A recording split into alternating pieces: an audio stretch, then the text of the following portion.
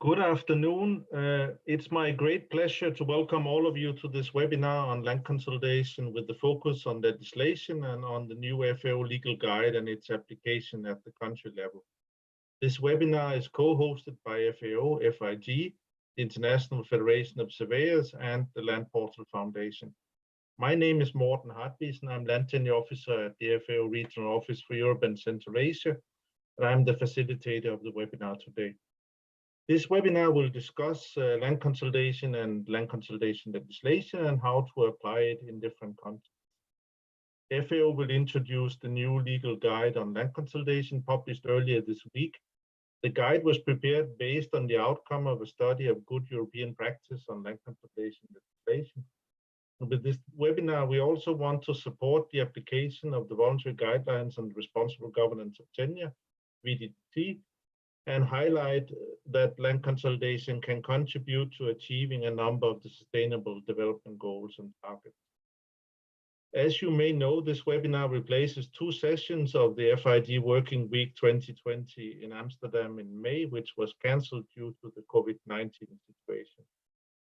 One session was on land consolidation legislation and the other on the role of land consolidation and other land management instruments in developing agricultural land markets. This webinar is being recorded, and the video as well as the key messages will be available later in Land Portal's website. In the event page of this webinar, we have posted a series of background documents, including the guide itself. We also have 3 open blogs and short interview clips, all on land consolidation. It's a great source of information, and I encourage you to visit this page. I'm very pleased to see that we already now have 360 participants in the webinar today. I hope that you will leave this webinar with a lot of insight and ideas for your work. After the welcome words, we will have first a presentation on the need for land consolidation to set the scene by Frank van Holst, RVO in the Netherlands. After that, my colleague, Margaret Wieder, FAO Legal Officer from the Development Law Service in Rome, will introduce the new FAO Legal Guide on land consolidation. And in the sequence, we will have a panel discussion with panelists sharing their experiences from North Macedonia, from the Netherlands, and also from other countries. I will introduce our presenters and panelists before their slots. After the first hour and a half, we will open the discussion and give room to the participants to pose questions. Please use the questions feature on your screen to ask questions to the panelists. We will ensure that your questions are addressed in turn during the open discussion that follows. Of course, due to the time limitations of the event, we will only be able to answer some of your questions, while others will be answered in written on the Land Portal after the webinar. Now I will pass the floor to the 2 colleagues for the welcoming words. First to Raimund Jele, Regional Program Leader of the FAO Regional Office for Europe and Central Asia, and then to Maria Lobsma, Chair of FIG Commission 8. Raimund, please.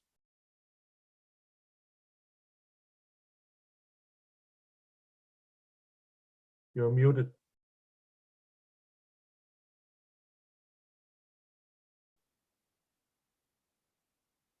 Not my do it. Yeah, okay, it's now fine. Okay, very good. Thank you. Thank you, Morten, for this introduction and passing on the floor.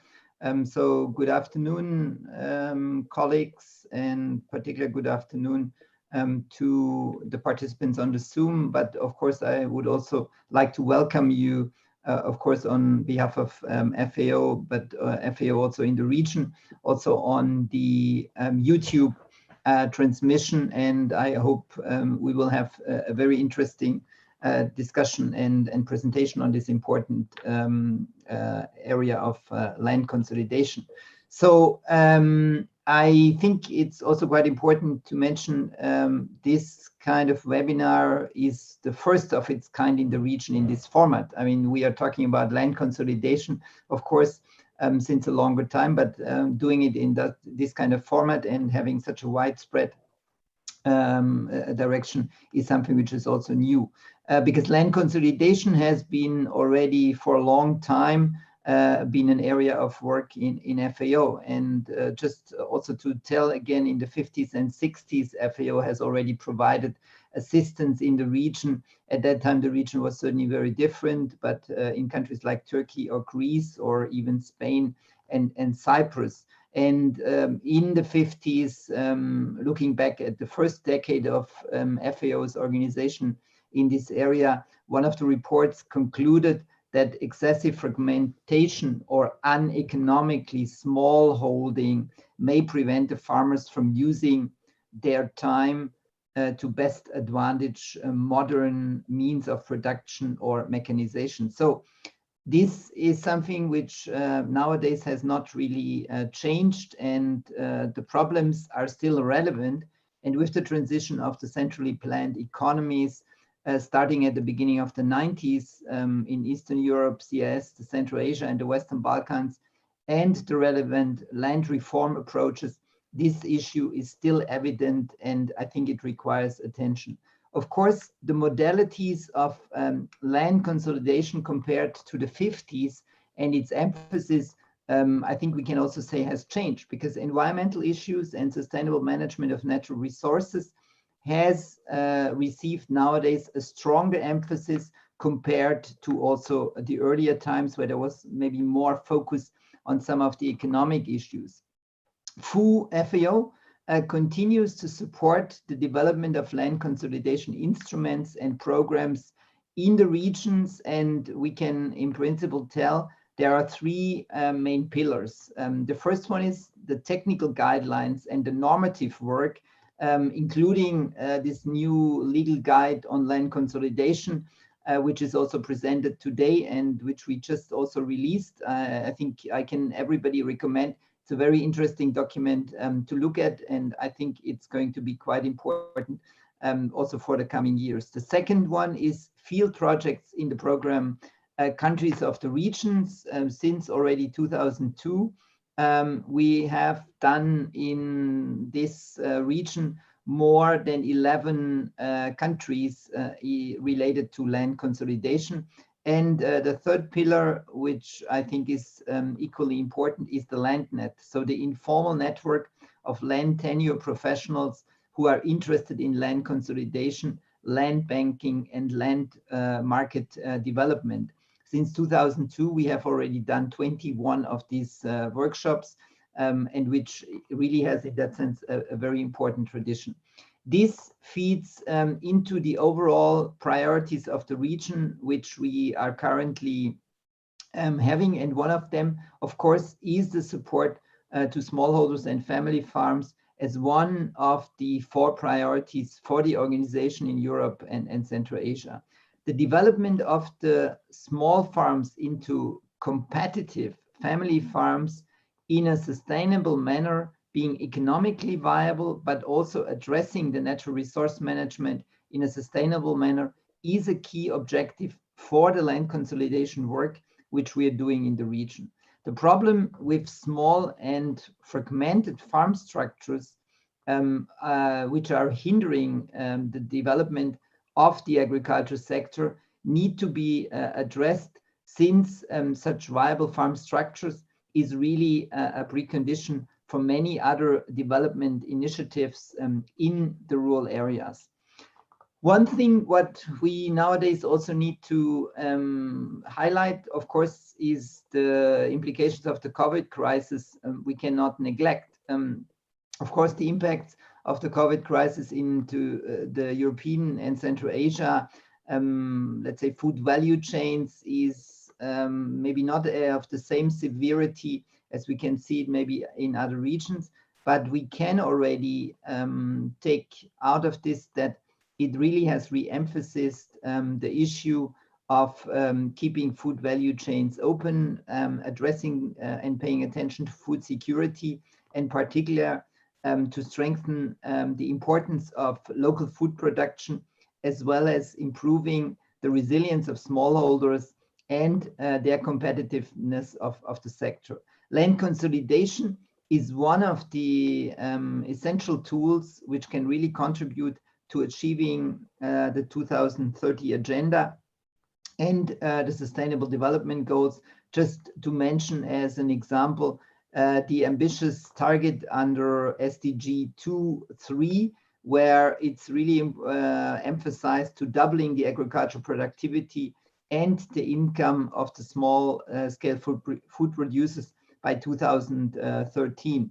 The other area, and this shows again also how, let's say, cross-sectoral and how also multi-dimensional the land consolidation is an SDG target under SDG 1 on the equal rights to land and other natural resources, as well as also under SDG 5, for example, gender equality. So these are important issues we need to take into consideration.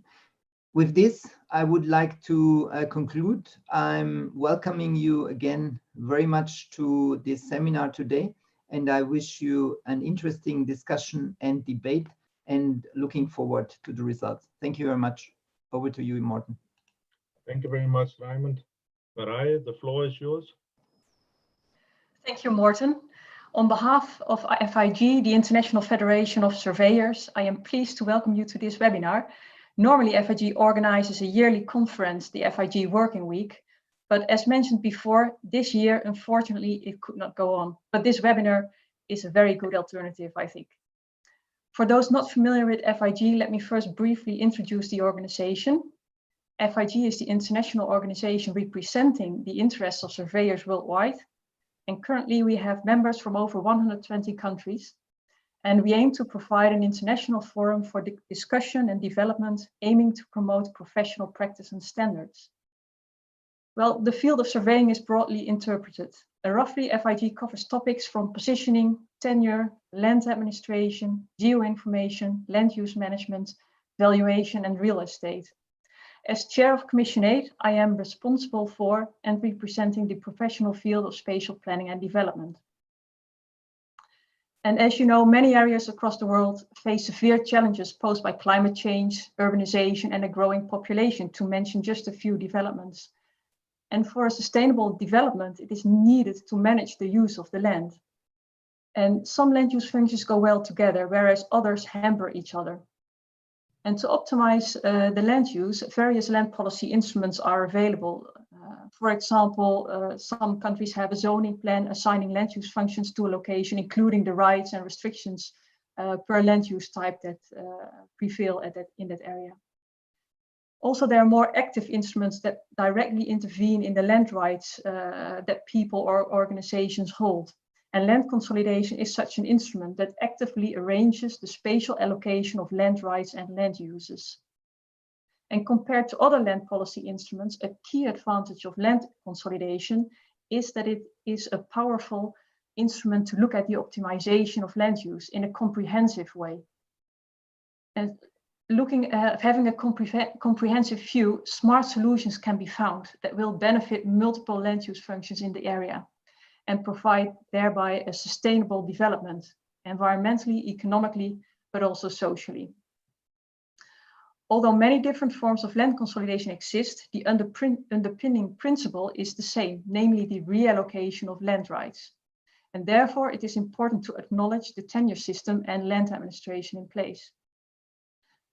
Safeguards need to be built in for land right holders, how to determine all legitimate land right holders in the area, especially when there is no reliable land administration. Also, we need to ensure a participatory approach. What rights do people have if they disagree with certain decisions, or to what extent can they voice their opinion in the whole process?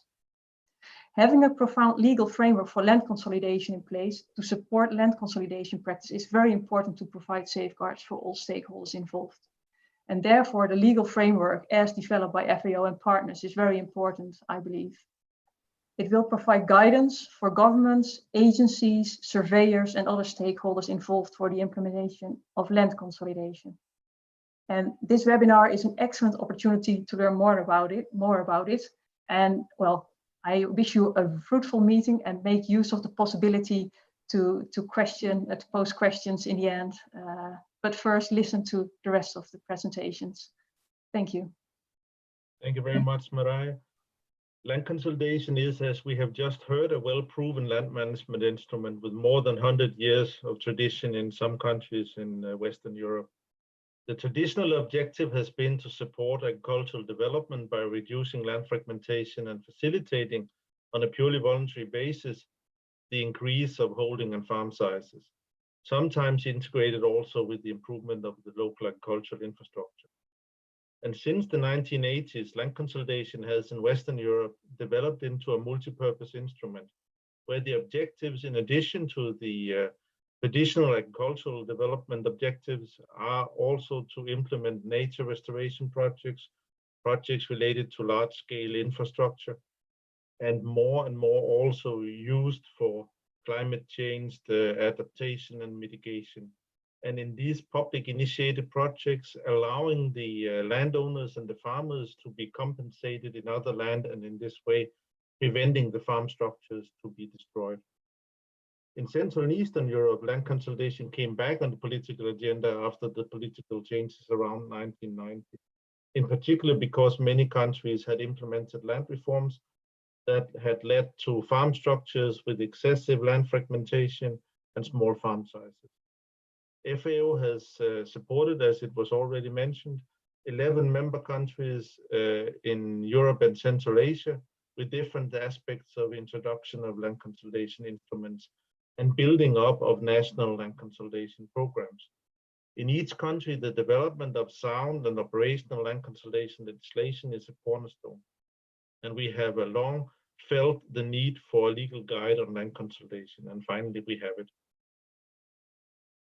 It's also important for me to say already now that we should not see only land consolidation as a technical instrument, and we should focus on the policy side before we begin to develop land consolidation legislation and detailed procedures.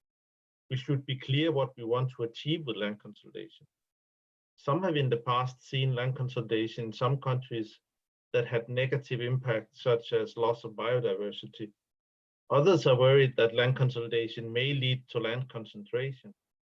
However, we promote land consolidation as an instrument that should lead to the development of small farms into commercial family farms, and when it's applied in a multi-purpose approach, as an instrument that can enhance nature and environmental values and support climate change adaptation and mitigation. Now, before we move to our first presentation, we are very curious to know a bit about our participants. We have created a quick poll with the 2 questions that we would show one at a time. I would like to ask all of our participants to click now on the hyperlink post in the chat and select the answer for the first question. And the first question is, in which region are you based? And we will have the answer in a few seconds.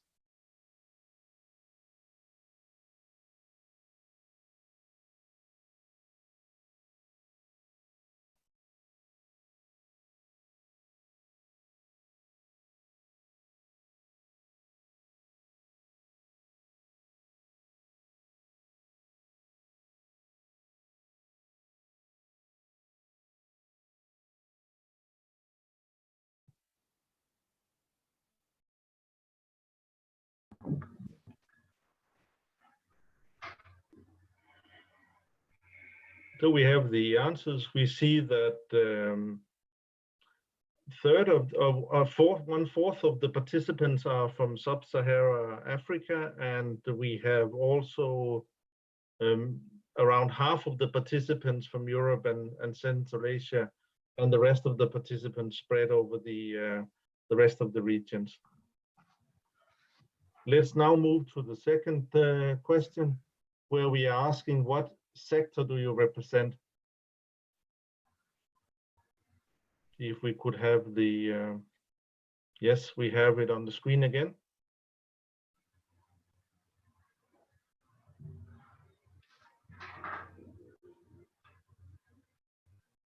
We will wait again a few seconds and then we will have the result.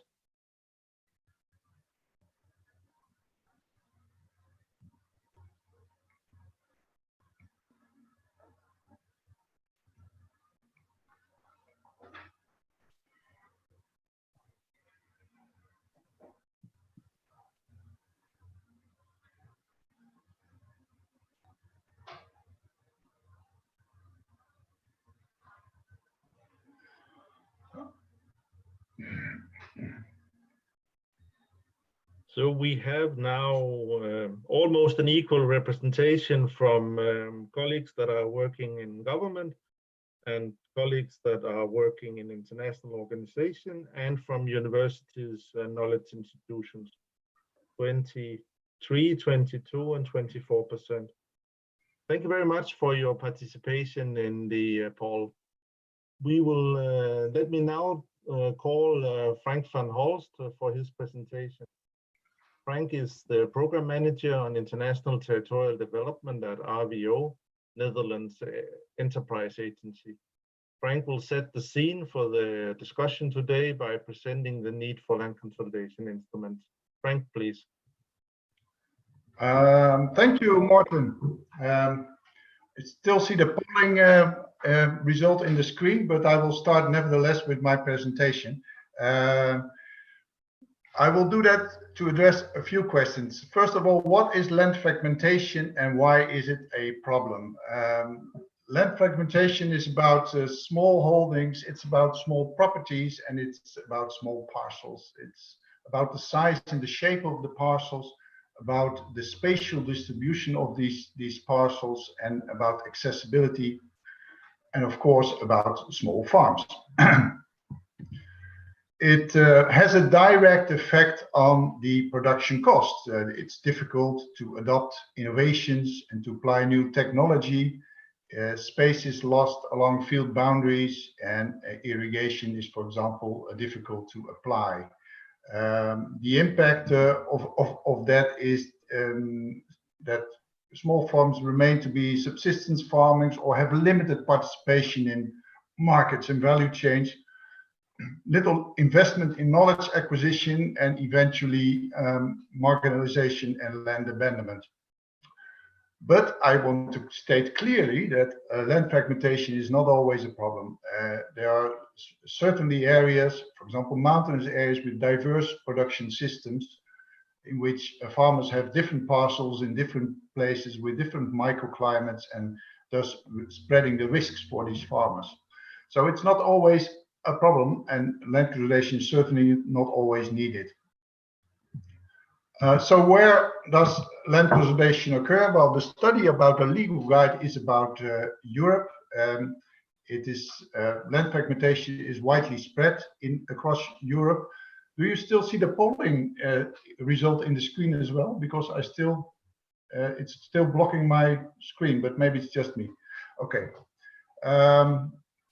It's widespread in Central and Eastern Europe, and it's historically grown partly. There was too little policy intervention. It's also caused by land restitution and by land privatization.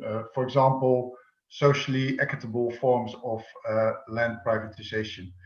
But it's certainly not only a problem in Europe. From my own experience, I'll mention two examples. Egypt, with an average farm size below 1 hectare, and with many, over 60% of the farms between 1 and 2 hectares have more than one parcel, 2, 3, 4, sometimes 5 parcels. Vietnam also has a little average farm size. There's almost 9 million farms in Vietnam, on average 2 to 3 parcels per farm. So, and I'm sure we can put many other countries on the list. I know also from traveling around the different regions. But what if we don't do anything? Can we just expect this land fragmentation to be solved by, for example, an active land market? So what if we don't do anything with like land consolidation? Unfortunately, land markets have little capacity to repair such major deficiencies in land structures. Markets are far from free, they're far from perfect, they're highly segmented and sometimes troubled by high transaction costs and bureaucratic loads of transactions. Mobility rates, let's say the percentage of land that changes hands every year, it comes rarely above 4%. If we talk about an example of Armenia, for example, 860 collective and state farms were divided in more than 300,000 small holdings in 1993. 20 years later, the farm size, which is around 1.5 hectares, barely changed. Annual mobility, let's say the percentage that changes owner every year in Armenia, is now 1.6%, looking at a few years and a time range of a few years. So if I would buy 1.6% of land every year, how many years will it take until I double my size?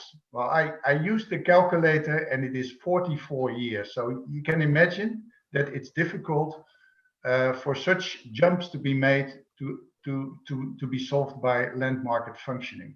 So we need extra incentives, and land consolidation combined with other instruments can speed up this process. Let me show you an example, kindly making use of images provided by GIZ. This is an area in Serbia. It's a fragmented area, as you will see.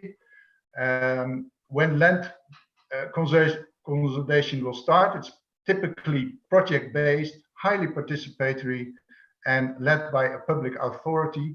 You will start a planning process and you will design new infrastructure, and eventually you will come up with a new allotment structure.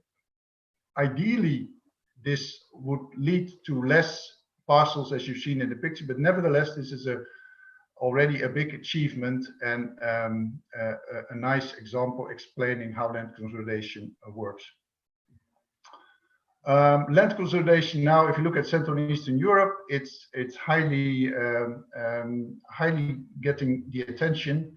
The brown areas are areas where land consolidation already is based on programs and financing and in operation. The green areas are countries where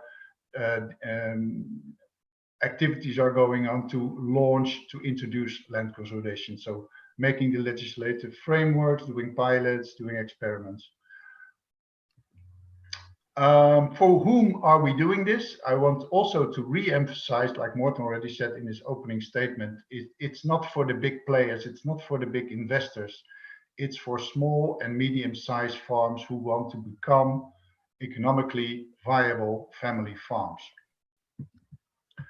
Land consolidation certainly can contribute to a number of sustainable development goals. There's of course the goals 1 and 2, no poverty and zero hunger, by, let's say, increasing the productivity of agriculture, but certainly also gender equality, number 5, has great potential land consolidation, because by highly involving female landowners also in the process, and by ensuring that parcels after the process have dual registration, so on male and female names, we can also contribute to Sustainable Development Goal 5.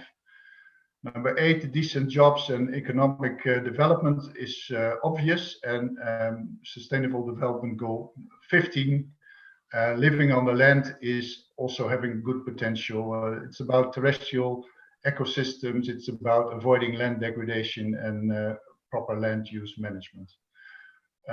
Well, to show you an example, this is a picture of my daughters. 3 weeks ago, they were canoeing in an area on a stream which was canalized in the 1960s, but now completely restored, creating room via a land consolidation project, creating new nature, and we were looking at beavers in the evening, kingfisher birds in the daytime. So also land consolidation can contribute to that. Okay, last but not least, for anyone who wants to engage in land consolidation, don't try to solve everything by yourself. There is a network, there is a rich pool of experience already. So join that international networks, join your international peers, and start working with us. Thank you very much for your attention. Thank you very much, Frank. Frank explained quite well why many countries have a need for land consolidation. I will now call my colleague Margaret Wieder, FAO Legal Officer, to briefly present the new FAO Legal Guide on land consolidation. Margaret, the floor is yours.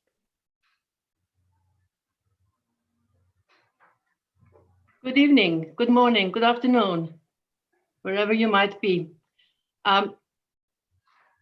In my presentation, I'm going to very quickly talk about why we need land consolidation law, and obviously a bit more about the legal guide and what is in it, and end up with some of the questions that we found interesting from a legal perspective.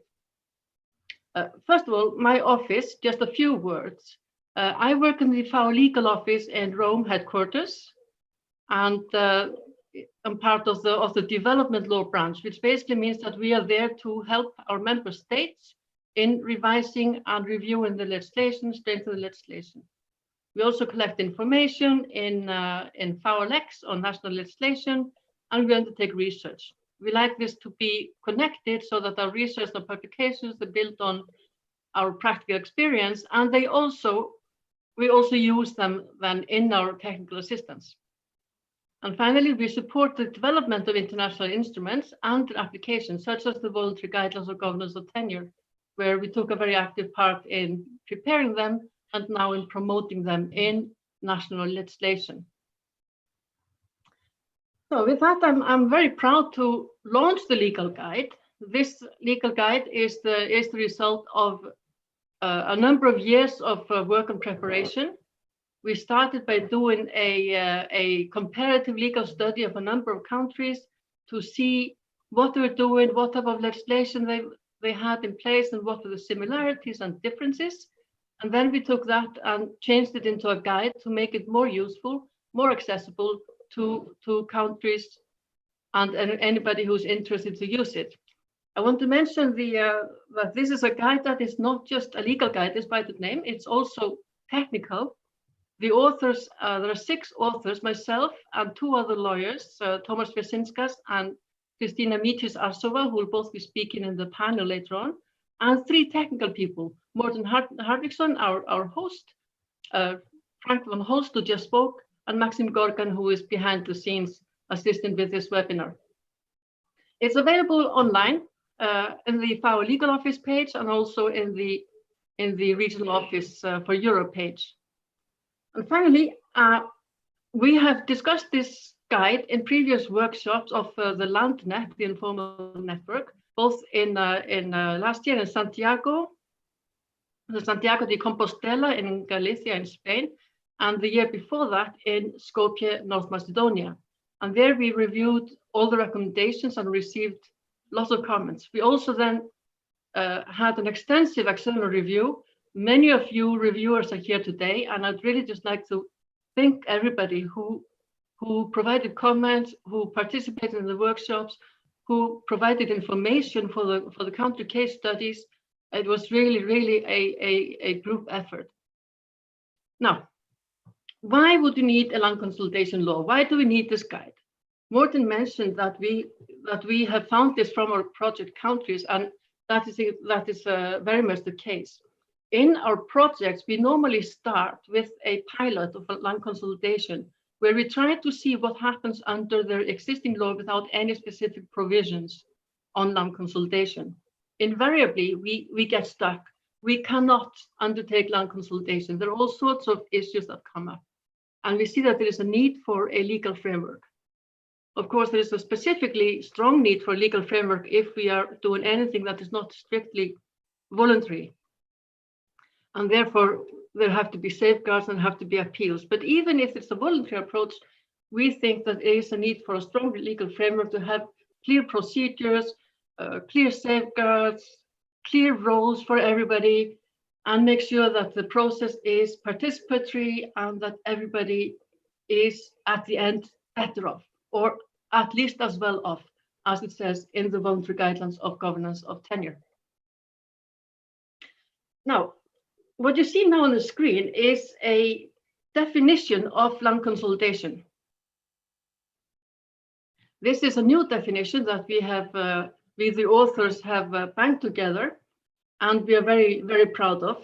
This is how we understand land consolidation, and this is how it is presented in the guide. The picture shows a little bit more the scope. So the gray areas on either side, on one hand, expropriation, on the other side, voluntary land exchanges by individual farmers without any facilitation or any intervention, just market transactions. We do not consider that to be land consolidation at all. It's just a market functioning, and fine when that can happen. And also the expropriation is not part of this guide. What we do cover is the voluntary approach, the majority-based approach, and also in our case studies, we have the mandatory approach. Now, in a voluntary approach, each and every landowner agrees explicitly to the land that goes in and the land that comes out. In the majority-based, there is a scope for really redrawing of all borders as long as a qualified majority agrees to it. We recommend that there is not just a simple majority, but a qualified majority that is based both on the number of farmers and the control of areas. So there's a minimum area that they control for this to be legally adopted. And finally, there is a mandatory approach that is used in some Western European countries, but we do not particularly recommend, at least not for countries that are starting out. This is an approach where you also have a consultations and participation, and you try to make everybody happy, but there is no opportunity to vote. There are only opportunities to appeal if you are very unhappy. Now, a little bit more about the legal guide. You can see that there's sort of an outline that is listed there. I'm not going to talk about that. You can look at ourselves. Some of the important things is that we try to always have a discussion about a particular issue. Then we back that up with some country examples, and we end up with recommendations. The key recommendations are then put together in a list at the end of each section. We try in the structure to follow the logic of land consolidation and the logic of a land consolidation law, if you like. Law would be structured very much along these lines.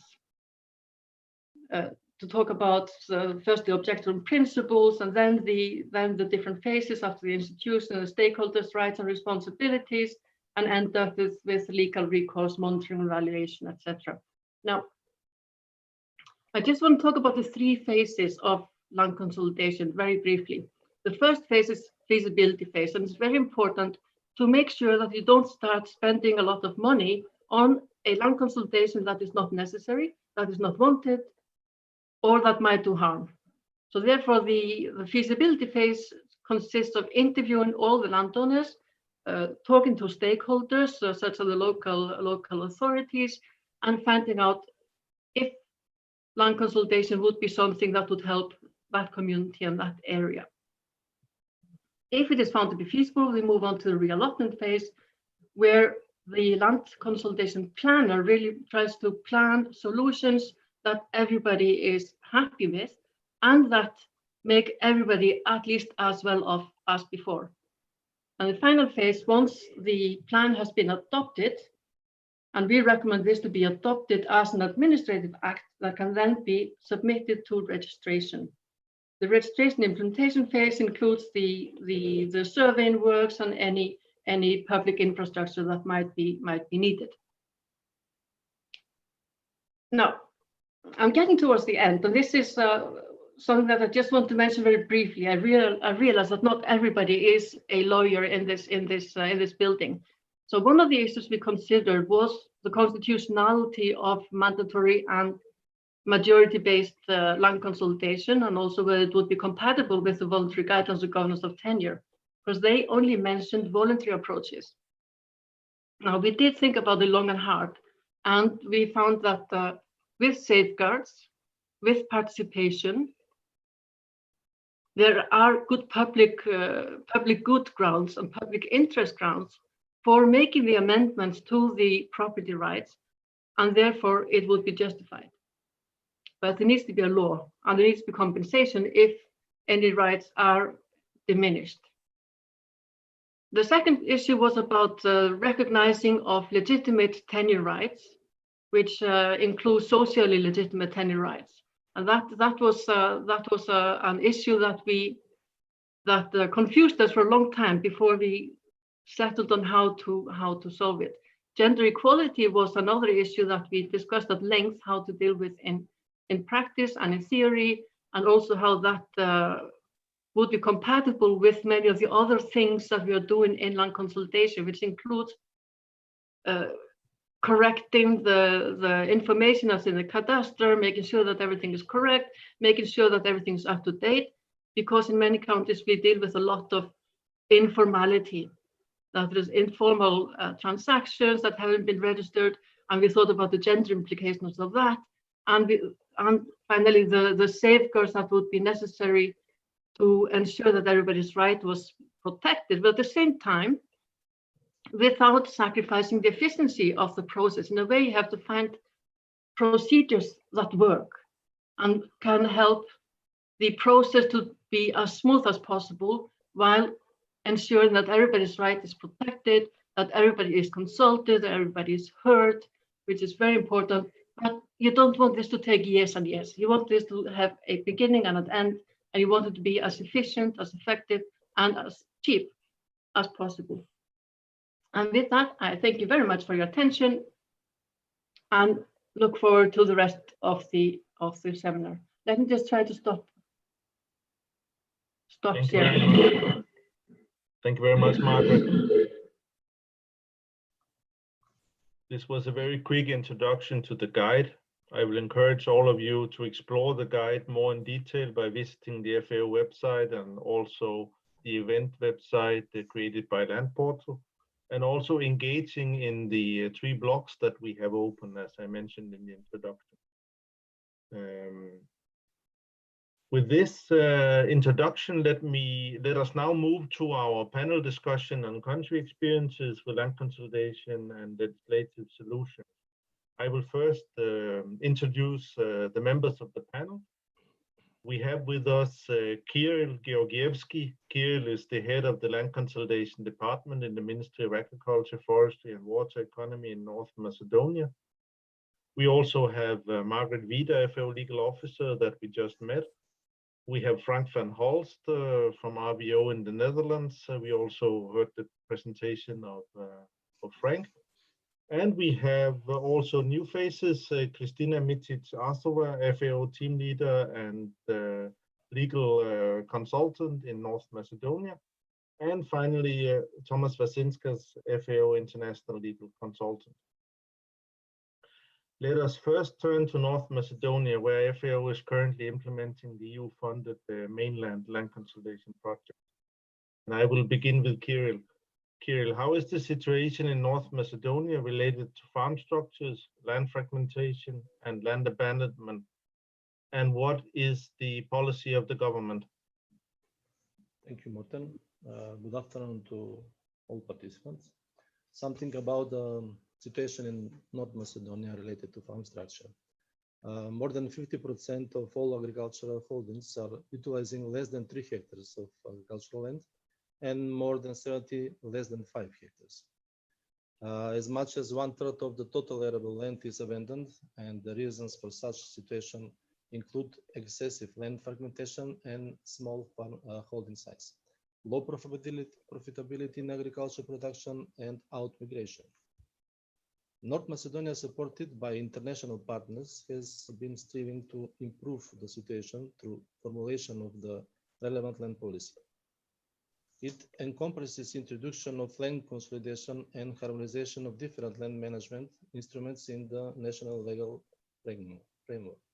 With technical support from FAO, financial from EU, through the mainland project, we are currently successfully implementing the National Land Consolidation Program, comprised of more than 10 land consolidation projects nationwide. We have come a long way in the past decade, from the socialist reform to post-socialist mitigation policies like restitution, to introduction of full-fledged democratic land policy instruments. The process of preparation and testing the land consolidation, including the legislation, has been long, but successful in our case. From preparation of the strategy on land consolidation to introduction of new legislation and its improvement and harmonization with other relevant national laws. It requires a lot of dedication and hard work, and not least continued political support. Thank you, Martin. Thank you, Kirill. Christina, you are leading the process in North Macedonia of adjusting the legal framework together with Kiel and his team in the ministry. Based on your experience with working on the FAO land consolidation projects in North Macedonia, can you tell us more about the process and the constraints encountered in drafting the legislation on land consolidation? Thank you, Morten. Greetings to all participants. First of all, I'm personally very proud that I have been part of the team who was preparing the land consolidation legislation in North Macedonia. The law on land consolidation in North Macedonia was adopted in 2013. Its preparation was based rather on theoretical knowledge of the issue than to any practical experience, as land consolidation has never been implemented in the country before. It should also be noted that the legislation was prepared without any international technical support. Starting from 2014, the testing of the legislation through implementation of 2 pilot land consolidation projects was initiated with technical support from FAO. The piloting of the land consolidation showed numerous constraints, and as a result, the implementation process was blocked. Through a thorough analysis, which was done with the help of FAO, all the reasons causing such situation were identified. The issues included constraints related on one side, constraints related to property rights on the field, but also the length and the complexity of the administrative procedure was identified as one of the reasons for the blockage of the implementation of the process. As a continuation of the activities and in order to resolve the situation, through the EU-funded mainland project, FAO has supported the first major round of improvements to the legal framework, to the law on land consolidation, and the amendments were adopted in May 2018. This was a major step towards implementation of land consolidation in the country and provided a solid legal ground for continuation of the implementation of the National Land Consolidation Program.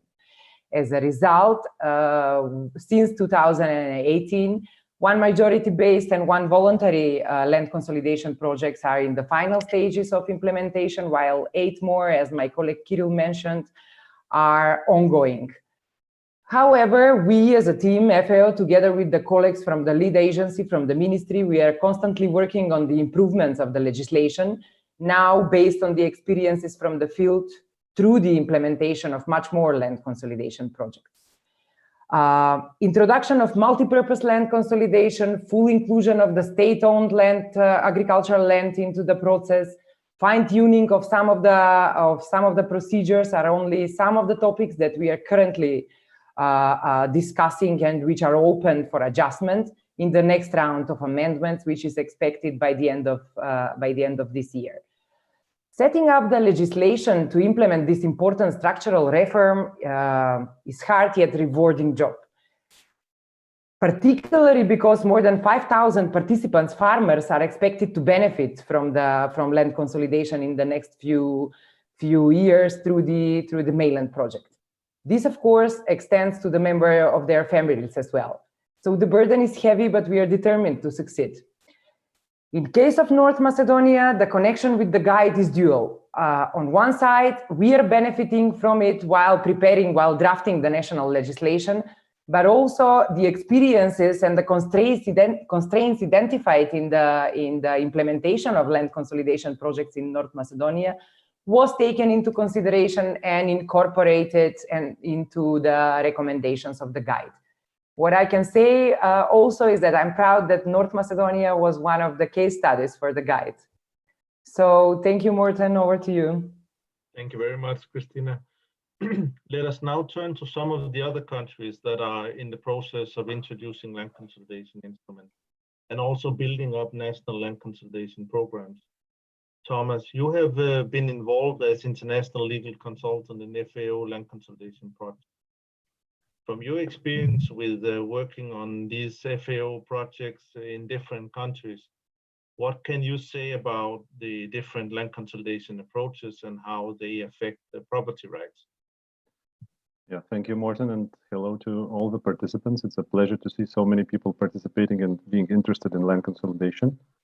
So actually, as regards a little bit theoretical approach, we have identified 3 basic models of land consolidation, and you can see all the analysis in our legal guide. The 3 models are the voluntary land consolidation approach, majority-based, and statutory land consolidation. And in voluntary land consolidation, participants of a project, they actually participate with their own volition, and there is no voting on the land consolidation plan usually. In majority-based land consolidation, there is a qualified majority of landowners who vote in favor or against, or some landowners may vote against the land consolidation plan. And in statutory land consolidation, there is a huge, of course, participatory process and consultations with landowners, but there is no voting on the land consolidation plan at the end. So these were basic three forms that we have identified, and different countries may choose different approaches how to implement land consolidation for a whole variety of reasons, social, political, or legal aspects, etc. So, for example, as my colleagues mentioned before, in North Macedonia, it's a voluntary and majority-based land consolidation approaches which are applied. The same probably model will be applied in Azerbaijan in the future. And for example, Lithuania is applying only voluntary approach, as probably will be the case in Armenia, where we work as well. So actually the choice is based on the analysis of the situation in the country and experience of from the pilot projects. That helps a lot. And as it was mentioned, any system of land consolidation must be accompanied with an efficient system of safeguards. And the key idea in all this actually is that there should be a win-win solution. That land consolidation should ensure that all its participants are as well off after the project as before. And land consolidation is a public purpose instrument. So different safeguards must be combined to ensure that the process doesn't interfere with, doesn't violate tenure rights, or there is no negative impact on the environment, etc., etc. So majority-based land consolidation, since there is a voting of a qualified majority on the land consolidation plan, it requires probably more safeguards than voluntary land consolidation, for example. But it allows a more efficient reallotment of parcels within the project area, but it also requires to have stronger safeguards, because a part of people, a part of landowners maybe will be voting against the plan, but still it will be implemented. So actually this system of safeguards, it's well elaborated in many European countries, but countries who are introducing land consolidation, together with the local experts, our FAO team, we analyze the situation, and we see what are the issues, what are the problems, and we then fine-tune this mechanism of safeguards to ensure that it doesn't fail. And all this analysis we do allows us to identify the key points and decide where to put the emphasis in this system of safeguards. For example, we can look at the level of corruption in the country, or in a level of informality on the land market, etc., etc. And then we see what would be the best option in terms of safeguards to be applied. Thank you, Thomas. Now let me turn to Frank. Frank, could you tell us about why land consolidation is important for sustainable development in the Netherlands? Yes, Morten, land consolidation is already applied for 100 years in the Netherlands. After World War II, the main emphasis was on agricultural restructuring, including the infrastructure needed, drainage systems and rural road systems. And in the 1970s and 80s, well, actually in the 1980s, I started working myself when I still had the original color of my hair. And then already the emphasis was also on landscape protection. So we already had quite some projects there with landscape plans and so on in the project. From the 1990s onwards, a lot of emphasis was put on ecological network, restoring the biodiversity values in parts of the country. And nowadays, it's used as a kind of overall zoning instrument. I mean, on top of all these other issues we have been doing over the last 100 years, we look at energy transition, we look at zoning for nitrogen buffering of farms closely located to nature areas, or provide reducing risks for spreading of diseases of zoonosis, let's say, by proper zoning. So all these different objectives can be part of nowadays land consolidation. So it's been developed from typically agricultural restructuring instrument to a broad land use management system in the Netherlands. Thank you.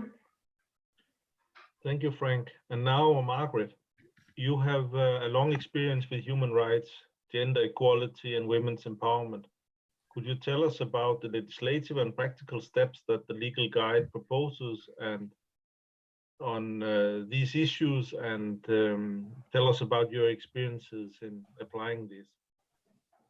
Yes, let me just start by saying that women's rights are human rights, so therefore there is it's not two separate issues. It's one and the same. Let us acknowledge that we don't need to focus even on the region of Eastern Europe.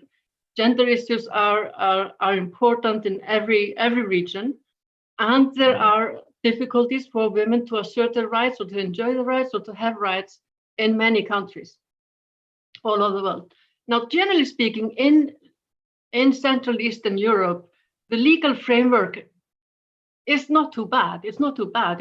It generally recognizes equal rights for men and women, but then it may not have the type of detailed protections that we would like to see.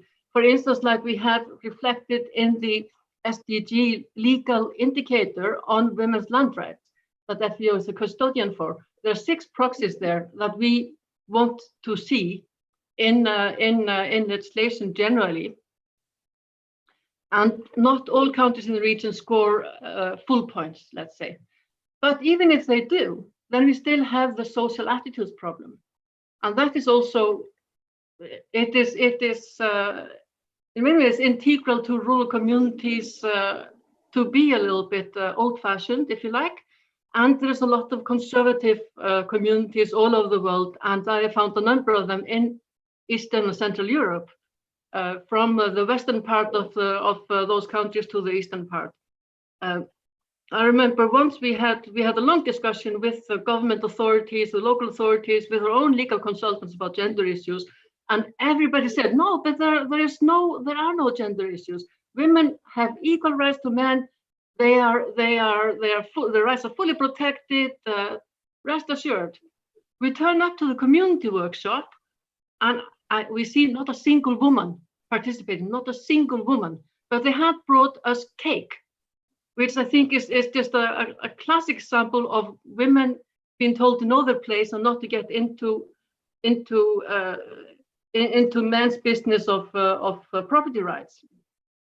Now, in the guide, we recommend, as Frank mentioned already, to have dual protection, joint registration of rights for the 2 spouses after land consolidation. But we also really try to make sure through the legal frameworks that women are fully participating. I think the participation of women and hearing their voices is really important, like we learned in that cake workshop. So it's not just the legislation, it's also just the practical guidance that land consolidation planners need to have to try to make sure that women are heard. If they need to be heard separately, then so be it. If you need to hire women to go and speak to women, then so be it. Okay, I'm going to stop here. I'm getting too excited. Thank you, Martin. Thanks a lot, Margaret. Now, this completes the first round of questions and answers from the panel. And before we now go back to the panelists for another round of questions. I would like again to encourage all of you to write your questions to the panel using the question feature in Zoom. I will ask as many of your questions to the panelists as possible, and we will also afterwards answer the questions that we don't have the time for. So please write if you have any questions for a specific member of the panel. While you formulate your questions and comments, let us begin the second round again with Kirill and hear more about the experiences from North America. Kirill, what can you advise the colleagues around the world who are planning to introduce land consolidation in their respective countries? Land consolidation is a complex but very beneficial process. It tackles the root causes of the problem when it comes to improvement of the agricultural production, the land and its structure. You cannot plan anything as a country in terms of improvement of the agricultural sector if the main resource is fragmented and the assets to the agricultural infrastructure is limited. Land consolidation can also serve as a multi-purpose instrument, and in combination with other available mechanisms, and the country can achieve much more than just improvement of the agricultural structure. Land consolidation can be used to also prevent the negative effect of the construction of big infrastructure projects such as highways. We are currently implementing 2 such projects that combine land consolidation with construction of big infrastructure projects. It can aid the preservation of cultural heritage cities and the natural restoration. There are many possibilities. For us in North Macedonia, the perception of the land consolidation instrument is that it is a big sea of opportunities that are yet to be tested, implemented, and benefits enjoyed from it. We are just beginning this process that has been implemented for decades in some countries. So my advice to the professionals around the world is don't give up on the first step. Try your best to incorporate the land consolidation instruments into the existing national framework, using the existing solution as much as possible. For the situation where there is not possible, don't hesitate to think out of the box and don't feel discouraged to introduce new solutions that fit best the national context. Also, I think that the new FAO Legal Guide will make the process easier in the future. Thank you, Martin. Thank you again, Kirill. And now let's continue with Christina. Could you let us know what are the main areas that you felt were most important when drafting the land consolidation legislation in North Macedonia? Thank you, Morten. Well, there are many aspects that need to be taken into consideration when drafting the legislation on land consolidation. What I would, let's say, specifically mention is the distinction between the 2 approaches, the majority-based and the voluntary land consolidation, because this topic is crucial when the legislation is prepared. The 2 approaches have their own specificities and differences, and this needs to be taken into account when the articles of the law are drafted.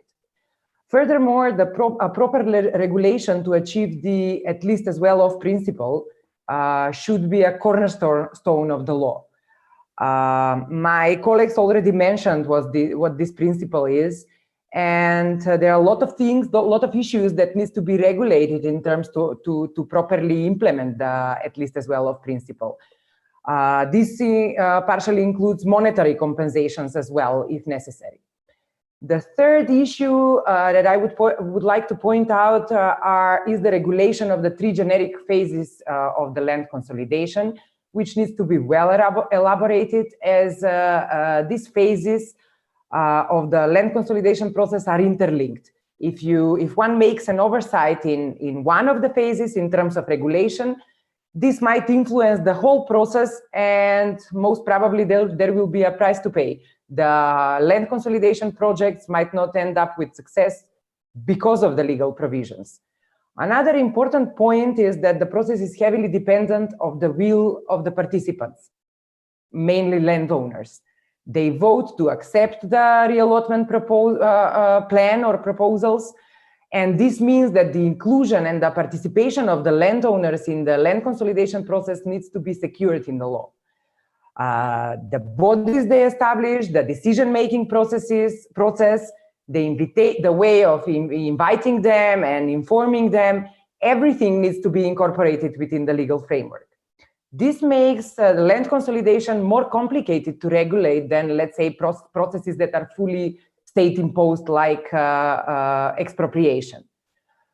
Furthermore, from a legal point of view, the land consolidation process, especially the majority-based approach, needs fine balancing. On one side, the private ownership is a constitutionally guaranteed right. It must be protected accordingly in all national laws, including the laws regulating land consolidation. On the other side, the legal remedies that will secure this private ownership, this right to private ownership, must not prolong the land consolidation process endlessly, because it will become impossible to be finalized, to be implemented in full. And land consolidation is considered, or should be considered, as a public interest. So this fine balancing is very important when preparing the land consolidation related legislation. As the last point, one of the major issues is to try to find a way to treat the outcome of the land consolidation process, the reallotment plan, as a single plan when it comes to the registration into the property registers. This is crucial for smooth and effective and financially viable registration of the new situation that comes after land consolidation process in the property register. So those are the main points that come to my mind for this occasion. Over to you, Morten. Thank you, Christina. Now to Thomas. You already have some practical experiences with the application of the guide in FAO projects. Could you shortly tell us about your experiences in applying the guide? What are the key challenges of transferring the advice from the guide into legal practice? Yeah, thank you, Morten. Actually, we could see already from a map of Frank that some of the Central and Eastern European countries are running the land consolidation programs already. And some of them are interested in introducing this instrument. And as we saw now, the example of North Macedonia, Azerbaijan, we're working in Armenia. Actually, there is a whole preparatory work for that, because we have a guide that's great. Now we have to find ways how to implement or transfer this know-how and experience into the field, into practice. So before starting any discussion with national experts or starting drafting laws or whatever, there is a need for an analysis to be performed. And pilot projects are implemented, so they help a lot to have a whole picture. Actually, what is the problematic in the country? What kind of what approaches of land consolidation maybe could be applied there, etc., etc. So this results in a document like a discussion paper, where we cover policy issues first. So before we start doing technical work, we must have a clear vision what we want to achieve with land consolidation in a specific country. So in such document, we would analyze and describe objectives of land consolidation, principles, approaches possible to be applied. We would analyze the institutional framework, for example, sources of funding, analyze all phases of land consolidation projects, monitoring, evaluation, etc. So once we have these questions, we then discuss with local stakeholders and with FAO team, national experts, etc., etc. And once we have these policy issues solved, or we have a direction where to go, the technical work starts. And actually, from my experience, I noticed that lawyers are sometimes very hard to be persuaded. So and they have a tendency to say that this is not possible because, and this is not possible because of that. And from my experience, I see that if there is a political will, then most of the legal technical issues may be solved. So first, what we negotiate is that we will not concentrate on a phrase something is not possible, but we will concentrate on a question how this is possible, how we can implement this. of course, copying and pasting mechanisms, you know, from land consolidation advanced systems into a specific country doesn't mean that you will succeed with land consolidation there, because everything has to be adapted to the local situation.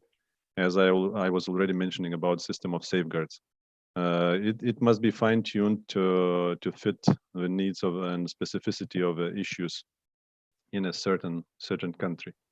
So then, having this approach, then we can start dealing with technical details and pilot project experiences and land consolidation planners who already did the work in the field.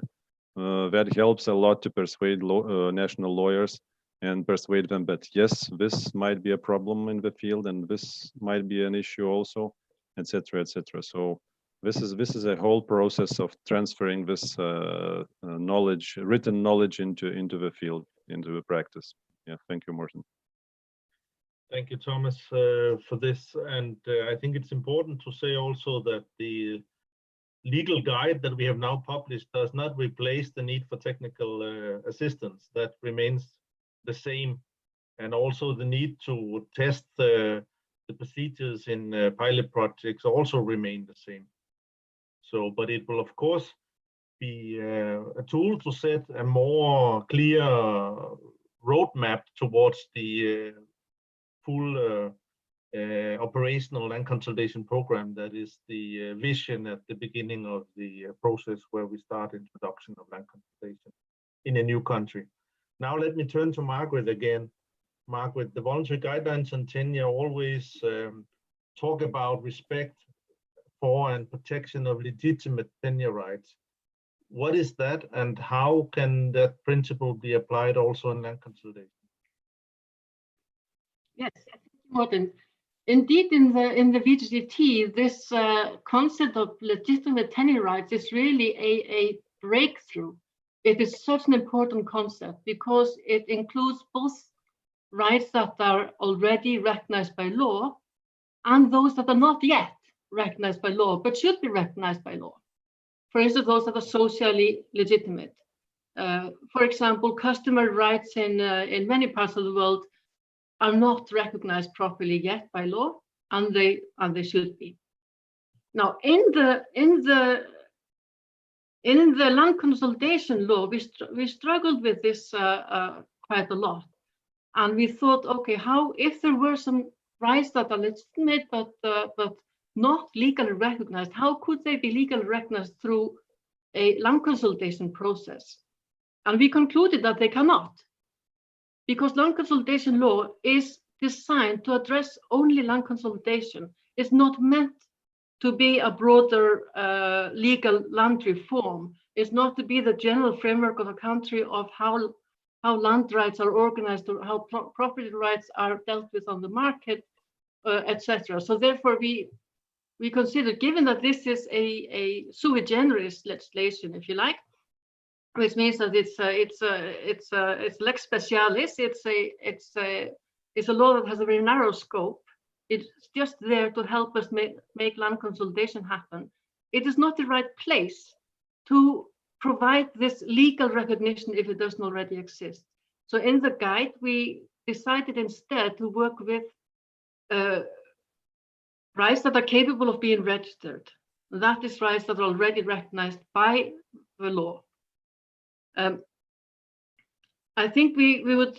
This is very much based on the Eastern European and Central Asia experience, where there have been land reforms, there have been cadastre set up, there have been titling programs, etc. So at least the basis is there.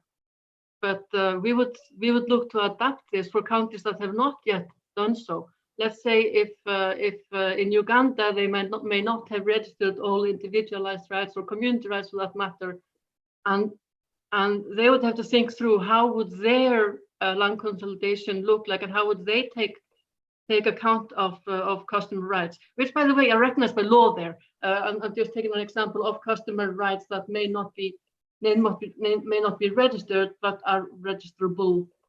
In other countries, they still have to undertake the fundamental reform to recognize customer rights in some way. Okay, but so in the guide, we talk about just rights that are capable of being registered as the standard for what we want to include, and that includes rights that have not yet been formalized, that may be on the basis of informal transactions or maybe because of inheritance. We would like to process to make sure these rights get registered, and we have a number of ways that we suggest how this could happen, but no one solution. Thank you, Morten. Thank you, Margaret. Now that we are at the final question in the second round of the first session of the panel discussion. So, Frank, from your international experience, what is crucial when setting up a land consolidation instrument in a new country? Yes, well, from working in a number of countries, I would like to mention five points. First of all, and it's been said before, learn from field experience. You can't plan this from behind your desk. Start with a kind of pilots to see the reality, even when you don't have an instrument yet.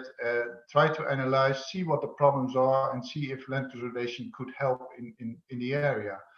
Then the second point is that you should create broad support for land consolidation, and the way of doing that is to create a land consolidation strategy and involving different societal actors in this process, and also then you can determine the proper target groups and the target areas in your strategy. For example, the point already made, it's not typically for the big players on the market, it's for small farmers. Then the third point, make a simple law and test this law in practice, again in pilots, and arrange many of the details in secondary legislation, in implementation manuals, in implementation regulations. So keep the basic law simple. The last point is to pay attention to capacity development.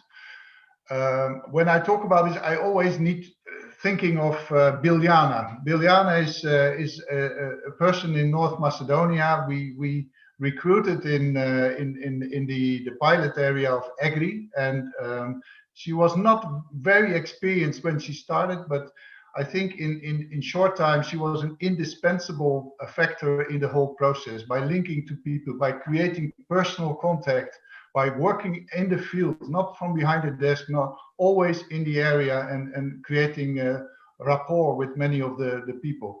And now you're interested in who Biljana is. Check page 57 of the legal guidelines. It's the lady in red in the photo, but promise that you will read the rest of the legal guide as well. So be flexible, work participatory, and be determined. Thank you, Morten. Thanks a lot, Frank. I think you wrapped up very nicely the first two rounds of the panel discussion. We are now ready to ask some of the good questions, and I am very happy to see that we already have received many questions from the participants. But you can still ask more questions if you did not send us your questions already. So we will now quickly switch to the first question.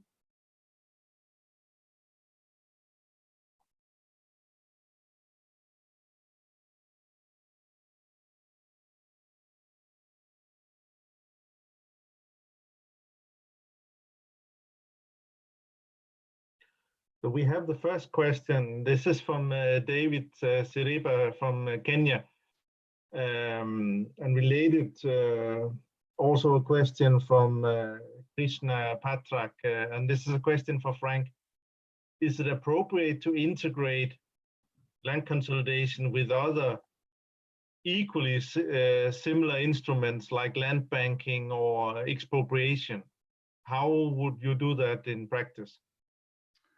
That's a good question. I think in the guide, chapter 10, talking about we have a section on land banking, and in fact, I think land banking is very much supportive of land consolidation. So our strong advice also is to set up a land banking instrument when you set up a land consolidation program, because land banking is the function where you you buy land on the market, you buy land in the project area, and you temporarily manage that, and you include that in the process by either using the land for infrastructural improvements or for enlarging up the farms in the area, which is of course very, very much needed. Land banking is done in different ways, but I think definitely land banking is a very good combination with land consolidation. Expropriation is also sometimes done for very specific purposes, but I think that should not be the first focus when you try to combine smartly different instruments. I think setting up a good land bank will help tremendously. Thank you. Thank you. Yeah, you could say that a key difference between land consolidation and expropriation is that the land consolidation will allow to compensate the farmers in land, while in expropriation they're usually compensated in monetary funds. So we do not destroy the farm structures when we use land consolidation as an integrated part of the project implementation. Now we have a question, and this is a question for Thomas, and it's from Olcay Bingöl from the European Coordination via Campesina. How would the FAO guarantee the participation and the protection of the small farmers, farmer communities? How small farms on the ground would benefit from the land consolidation process? What is the decision-making process, and how we can be sure that the consequences were understood and signed by the smallholders with a good understanding? I think this is an important question. Thomas? Yeah, thank you for this very important question, because of course, in my practice, I have seen many practical situations, you know, when people have they have no funds, or they have no capacity or whatever, for example, to get an efficient legal advice. So of course, we must ensure safeguards which would protect the most vulnerable people in the area, so that the process is safe regarding their tenure rights. Regarding communities, actually, so this is why I was talking about safeguard system and where to put emphasis on that. This is why we look, for example, at the level of corruption, for example, and can judiciary branch will be efficient in protecting such rights? Who is the witness, for example, of signatures?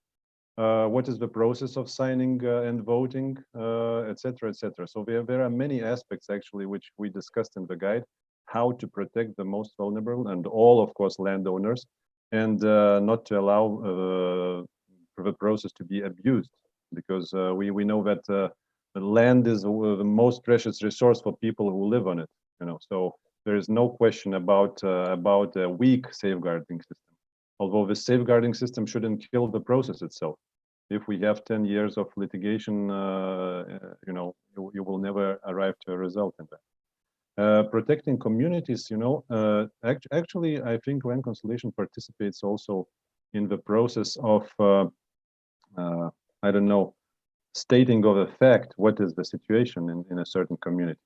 My family also has land in the village, you know, which we inherited, or actually we received after the restitution in Lithuania. But many people do not live in the community. They left the village, or etc., etc. And many parcels might be just left abandoned. This creates a huge problem, and for people who wish to work the land as well, because if they are there and they do not have efficient mechanisms how to access this land, there is too much of bureaucracy, or there is, I don't know, corruption level is high and you cannot buy land, or people are emigrated in other continents. That creates problems. And actually, how to solve these problems, we try to answer these questions in the legal guide. So also, please look at the page that Frank indicated and other pages as well. You should find an answer. Thank you. Thank you, Thomas. We have a question for Christina. It's about inheritance and how to deal with this in land consolidation, because inheritance practices are causing land consolidation. after 30 years, the family members are multiplied 3 to 4 times. How to deal with inheritance? What are the real experiences from North Macedonia? Thank you, Morten. The situation with dealing with inheritance in land consolidation has two sides. First of all, you might encounter situations where one parcel, because of the division or inheritance lines, one parcel is co-owned by many landowners, and none of them or most of them are not even involved in the agricultural production or living in the region. And on the other, as a different, let's say, side, we in North Macedonia have experienced situations where the inheritance proceedings were never followed up. So the landowner, the registered landowner is deceased for many years, and the inheritance proceedings were never, not even opened, not to mention finished. So when you have many landowners on one parcel and the inheritance proceedings are finished, let's say, then the approach is to include all co-owners into the land consolidation process.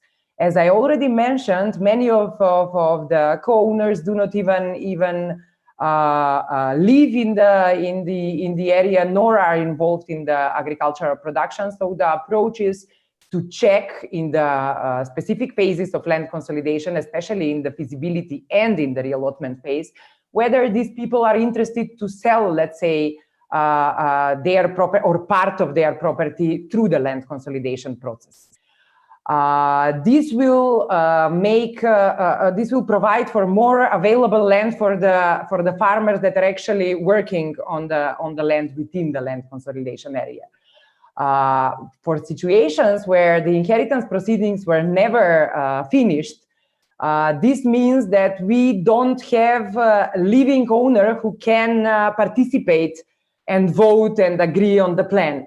So in North Macedonia, we have introduced one specific mechanism where this situation is dealt through temporary representation, either by the heirs of the landowner, of the deceased landowners, or by the civil servants with experience in land management. This means that we are protecting the rights of the future heirs who have not finished their inheritance procedures through temporary representation within the land consolidation process. These temporary representatives have the same rights as landowners, as other landowners who are participating in the process, meaning that they could appeal, they can vote, etc. In case the inheritance proceedings are finished during the land consolidation process, this, of course, terminates the temporary representation, and the new owner, the new registered owner, can take over his responsibilities and, of course, rights, and enjoy his rights in the land consolidation process. Thank you. Thank you, Christina. We have a number of questions all about land consolidation in a tenure system where you have customary rights. And how could, the question is, I think there are different questions, but they are more or less the same, but focusing on how could land consolidation be applied in such systems. I think we could ask maybe both Frank and Margaret to provide comments on this issue. Frank, would you go first? It's been a long-term wish of me to try it out in an area with a customary right system. Of course, you need, for example, in Vietnam, it doesn't have customary. Well, it has customary right, but not prevailing. Let's say it has land use. It doesn't have land ownership. Still, we are introducing it there, or the Vietnamese are introducing, because the rights of the people having these use rights are well protected. They can hand them over to others, they can be inherited, they can be mortgaged, and so on. So you have let's say well protected rights. So, and if as soon as you have that, you can start planning and reallocating these rights in the same participatory process. In the same way, I look towards it in customary rights system.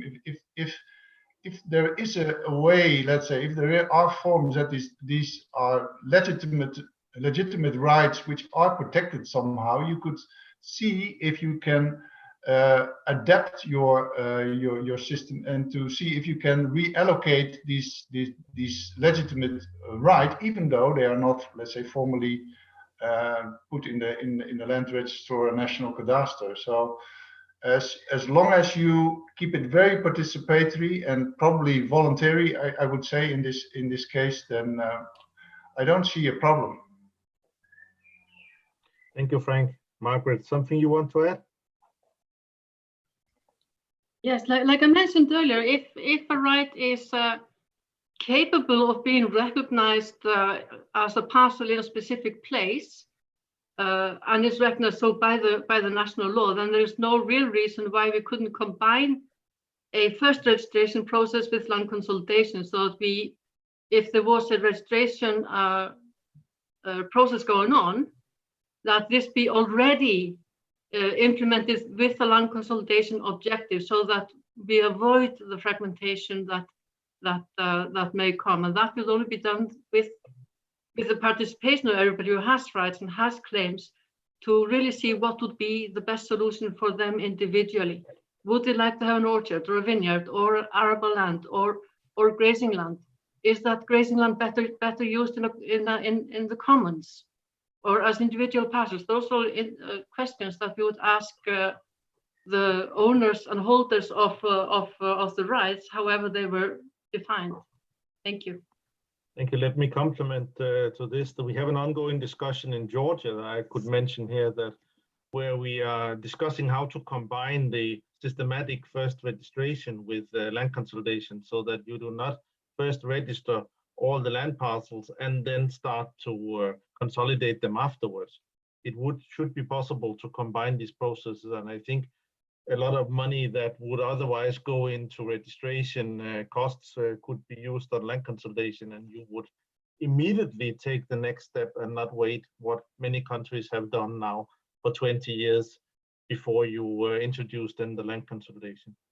We have a question also about the environmental impact, which is also a very important discussion. I don't know who will answer this question, but the question is if we have carried out studies on environmental impact in land consolidation, and let's say how this should be dealt with when we're doing land consolidation.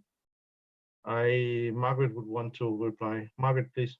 Yes, in the legal guide, we are very careful of the environmental impact. So in the feasibility phase, which is the first phase of land consolidation, the feasibility report should already assess potential negative impact and seek to mitigate them, or that would influence the feasibility of the whole project. Meaning that if the feasibility studies would show that there are massively negative environmental impacts that would be the result, then the land consolidation is simply not feasible. On the other hand, it could potentially be designed in such a way that could be beneficial and could have good side effects, and that is how we would like to see it. Now, in the reallotment phase, once we have the solution mapped out, there is mandatory environmental screening that we recommend. This is already in most European countries' legislation, that there should be a screening that is formally undertaken and has some formal steps. And if the results of the screening so indicates, a full environmental impact assessment must take place. This does not need to be regulated in the land consolidation law if such environmental legislation is already in place, but if not, then it should be there. Thank you. Thank you, Margaret. That is, I think, very clear.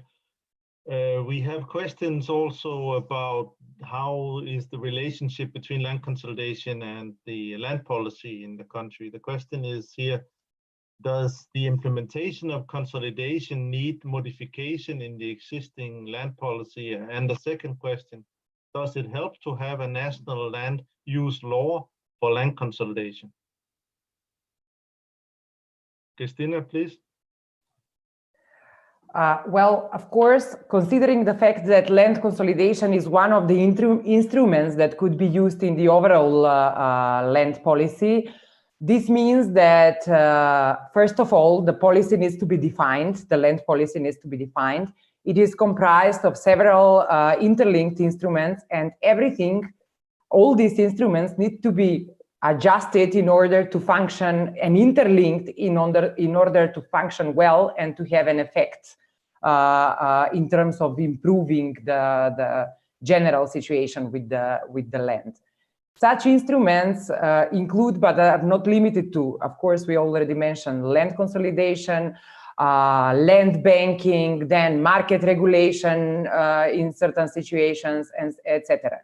Of course, in some countries that own, let's say, massive amount of public or state-owned land, the management instruments for state-owned land should be part of this overall land policy.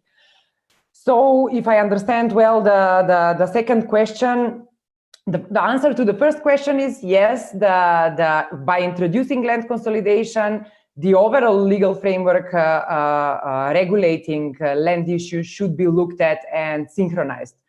The answer to the second question is land consolidation law could function as a single standing instrument in case other instruments or other land policy instruments are not introduced yet in the country. Thank you. Thank you, Christine. Now we have a question I think for Thomas. It's from Obreta Tempra, and also a question quite similar from Abedor Bele. What type of land rights are given to people after the land consolidation? Always the same type of rights that they had before the land consolidation, or some changes could also be introduced? For example, from lease rights to ownership rights, from customary rights to formal rights, or vice versa. Any reflections or good practices? Thomas, please. Yeah, so thank you for the question. Actually, as I have mentioned already, land consolidation is as a radio which shows a little bit the situation and the real situation in the area, the project area. What are the issues? Which land is used, which is not used? What are the legal problems related to certain parcels, etc., etc. So of course, the result then is different at the end. Maybe some people will be willing to sell their land during land consolidation. Some others will be willing to buy more, or some other people will be willing to consolidate their parcels so that they could work land in one place instead of having 10 parcels and covering 50 kilometers per day with a tractor to reach different parcels. So yes, of course there are changes in the form of rights, but everything is a result of huge negotiating process. This process is facilitated by the land consolidation planner, who knows very well the area, the problems, and the legislative framework. So at the end, the structure is much more efficient, and people must have a win-win situation. This is why land consolidation is such a instrument which allows for everyone to benefit from it. And like in Azerbaijan, our colleagues have calculated distances which must be covered with a tractor before land consolidation, before reallotment, and after. And it is a very impressive difference, which makes life easier afterwards. So in terms of legal aspects, yes, of course, rights change, but it depends on the will of participants and on the land consolidation plan, which is approved later on in voluntary land consolidation by all agree. As I mentioned, majority-based land consolidation is the qualified majority of landowners who vote. So, yeah, thank you. Thank you, Thomas. Yeah, we can put many different things into the land consolidation pot at the same time, different objectives, so it becomes multi-purpose, but also different types of rights. Consolidating maybe first the ownership rights, and then on top of that also the lease rights. This could also lead to the consolidation of landowners who may want to form a cooperative or work together in other ways. So the different instruments can easily be combined. we have a question now which is a bit more in the same direction about the mandatory and voluntary majority-based approaches. The question is if we could say a bit more about the experiences that we have, what is successful and what is less successful. And I think we have experiences where we could say something about voluntary land consolidation and majority-based land consolidation, since we do not recommend, as we mentioned already by Margaret in the introduction, the mandatory land consolidation. So maybe, Christina, you could say a few words on how we have the experiences from North Macedonia, where we did one of each approach pilot. Over to you. Thank you, Morten. Well, as we already mentioned, the two approaches have different specificities. You cannot say that this one is better than that one. Of course, it depends from the situation, from the land structure, and principally from the will or interest of the participants. For bigger areas where not all landowners are interested into land consolidation process, I would say that the voluntary approach would make a bigger impact. For areas that are more compact, let's say, and that need huge improvements into the infrastructure, into the agricultural infrastructure, I would end where the interest of the landowners is quite high. I would say that majority-based approach would be most suitable. In any case, all these issues should be analyzed in the feasibility phase, where all these aspects are taken into consideration. So the recommendation about which approach is more suitable should come out from the analysis done in the feasibility phase. I don't know, colleagues, if you have anything to add. Any of the other panelists want to add something? No, I think it was also quite clear. So it depends on the local situation. I think that is the answer. Maybe if I could just add that there are countries like the Netherlands or Germany, which also have a range of land consolidation mechanisms, both voluntary and statutory or majority-based. So this range of instruments allows them to better, as Christina said, evaluate the situation in the feasibility phase and select the tool which is the most efficient. And let's continue now a bit in the same direction of the relationship between land consolidation and the ownership rights and lease rights. We have a question here that says, is it possible to consolidate? And this is a question from Andrei Popov in Ukraine. Is it possible to consolidate the land use, but not the land ownership? Who would have an opinion on that? I can try, or Frank. Yeah, I can complement. Yeah, I can give an example. In the Netherlands, lease rights are well protected, and let's say if you have a longer term lease rights, a farmer would, let's say, count on having these lease rights for many years. So his farm business model is based also on the fact that, for example, 40 or 50% of his land is leased. That's the reason why in Dutch law these lease rights are even given more weight in making the reallocation than the ownership rights. So at the end, we will look then in the reallocation of what is the best for this farmer to have his land, how his land would be located. But it requires, of course, that this is well protected lease, not kind of 1 year lease or short-term lease, because you can't plan with that, and you also can't set up a kind of register where you start from having a kind of list of acknowledged rights in the project.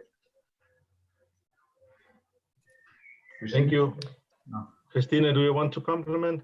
I would just emphasize something that Frank already mentioned. In many countries, the system for registration of leases, of long-term leases, is not that strong.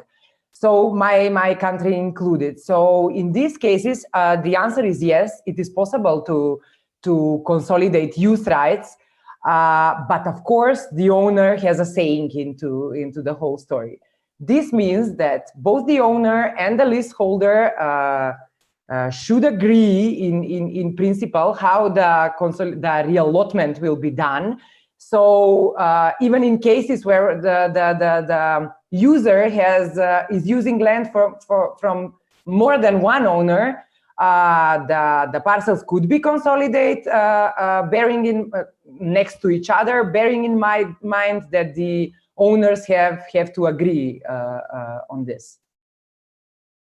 Thank you, Christina. We have a question for Kieran now. Could you, let me see, where is it again? Here.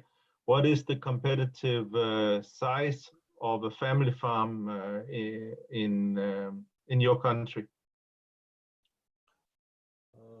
Presently, the farm size is about 2.88 hectares, and competitive farm probably will be from 10 to 20 hectares. I think that the 20 hectares farm will be sufficient for production, for very sustainable production. Thank you, Kier. Yes, I think you're absolutely right. It depends also very much on the type of production. Yes, you can have a viable, economically viable farm with a small area if you have specialized high value production. While if you're producing wheat or sunflower, then of course you need to have hundreds of hectares to be fully profitable. Let's see what more questions we have. We still have 12 more minutes to go. We have a question from Laura German from the University of Georgia. It's for Frank. And it's also a similar questions from Teferi Adam. And the question relates to land fragmentation. The strategic positive role of that land fragmentation plays in household livelihoods strategies, meaning different soil qualities and microclimatic zones. Can land consolidation be advanced, meaning taking into consideration local livelihoods as opposed to national strategic interests? And why do you consolidate land, especially in places where scattered smallholder plots are proven to be more adaptive and resilient than large holdings? Yeah, we're not doing that.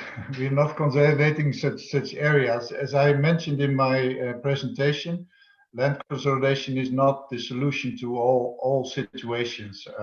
Indeed, there are such areas and probably many areas around the world where there is this diverse system of production where people spread their risk by having different parcels and different crops, and you can't just say, okay, we're going to bulldoze that away and we're going to make big plots. That would be against all the principles we have ourselves in terms of environmental and sustainable sustainability.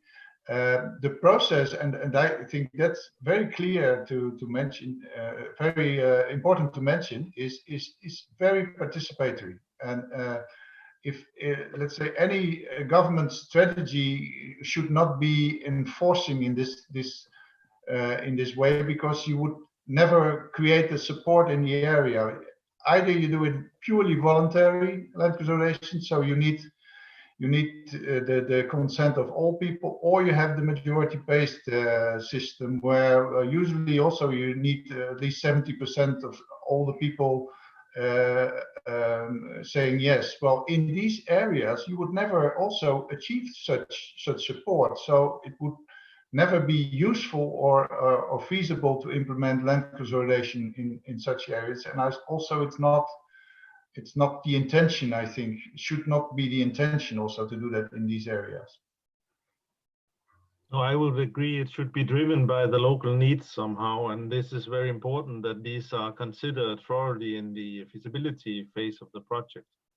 We have time, I think, for two more questions, and let's have a question for Margaret now. This is a question from Solomon and from Wordsworth, and it's about the definition of land consolidation. They say that the definition of land consolidation is limited to rural areas and excluding the urban areas. Why is that? And the second question is, when parcels of land are pooled together for the redevelopment in urban areas, will that also qualify as land consolidation? Margaret, would you want to reply? Yeah, well, first of all, FAO, we work in rural areas. Our mandate is agriculture. So therefore, our work on land consolidation is for agricultural areas, is for rural areas. Now, if you have a situation where a peri-urban area is about to be redeveloped and will be changed into a building site or whatnot, of course, all the rights holders will have to be recognized and compensated. I don't think a land consolidation is what is needed there. It may be the result that some person will acquire large tracts of land, but I would also like to see that all landowners are fully compensated. And this is part of an organized development, as opposed to a land grabbing by big company or development companies to kick people out and start building houses for the rich. I mean, that is not what land consolidation is about. It is not the purpose, and I don't think it is a tool that would be particularly useful. I think if there is redevelopment from rural to urban, and of course that is happening everywhere, we would like to stop it, but it's not likely to be stopped. Then the compensation method would probably be more viable. Thank you. Thank you, Margaret. Yeah, I think this urban land consolidation is what is usually referred to as land readjustment, and there are different procedures. Also, practices in some countries where, let's say, the profit from this urban development is equally shared between those who are the landowners in these areas, and these are also very important instruments. Also, when we talk about equality and safe rights, but this is not the purpose of the legal guide that we have prepared. We have now one last question. This is from Gedres Pasakanis in Lithuania, and it says that land consolidation may last 10 or 20 years, so it may lose its significance due to change in legal acts. So have you foreseen ability to stop land consolidation project implementation as is no longer feasible? And then he mentions that in Germany there is such an option. I don't know who would want to respond to this. I'm sure what he means. I mean, also in the Netherlands in the early days, we had very large-scale projects which lasted many years. We have stopped doing that because the process would take too long. So we're doing smaller projects now. If the question is about that, or just, let's say, if you at a certain point, if you think there's not too much support for land consolidation, whether you could stop the program, I think of course you can stop the program. But also, as I mentioned before, I think we've been doing this for 100 years in the Netherlands, and Germans have been doing this for 100 years in Danish, and there are many more countries which have long traditions. Each time the challenges and the objectives are updated, and if necessary, the approaches and the legal frameworks are updated. So I see more, let's say, a need to keep that principle high than to say, okay, we're going to stop the process. Thank you, Frank. I would also say that we should not implement projects that take 10 or 20 years at all. So, the feasibility phase is what is installed to reveal whether this project is feasible, and if it's feasible and has the sufficient support and the sufficient funding, and based on the objectives that are set in place for the specific land consolidation program in the country, then it should be implemented as quickly as possible. And this is this balance that we were discussing in the presentation. I think it was Margaret who was mentioning the balance, and also Frank, between having a land consolidation legislation that requires or ensures that we have the safeguards in place and that the tenure rights are protected. But on the other hand, that we also have a land consolidation legislation that is implementable, that we have a system that is operational in practice, and that we don't get blocked. This is the process that we have been through in North Macedonia, where we have unblocked the process and will have a second round now of legal amendments, as Christina mentioned before. I think we have 3 minutes left, so I will not take more questions to the panel, but I will go to the closing remarks. And let me just find my note. Yeah, we're coming now to the end of this webinar, and I have personally found it very interesting. I will not try to wrap up the whole discussion one more time. I think we have touched upon many of the important aspects, and the guide is so much more than what is has been visible in the discussion today, and that is important. So I will strongly encourage you to look into the guide, but also I will look very much forward to the application of the guide at the country level. This is what it's developed to support the countries, both those countries that are introducing land consolidation for the first time, but we also see countries that after some years of implementation have a need to go back and look into the legal framework and see that there are things that do not fully function. And in this situation, I think they can also find some inspiration from the guide. So we have heard a lot about the experiences from different European countries, but we are also very curious to know more about the experiences from other parts of the world. Do contact us to share these experiences. Use the blogs that I have mentioned a couple of times, also to mention experiences and to continue the discussion after we finish now in a couple of minutes. Personally, I see a big need to share experiences on land consolidation and the related instruments that were also mentioned, land banking, development of agricultural land markets, and share these experiences across the different regions. We can learn a lot from each other between the different regions of the world. We have not talked so much about land consolidation experiences from Asia. Frank mentioned Vietnam, but there are also very good examples and experiences in Asia, in China, in Japan, in South Korea as well, where they also have a long tradition for land consolidation. So thank you very much for your participation today, and many thanks as well to our presenters and to the panelists. We will make available the results of the webinar. The video will be uploaded to the event website. There will also be the key messages published in Land Portal. And in the event page of the webinar, you will, as mentioned, find a series of publications that we made available as background documents, the 3 blogs.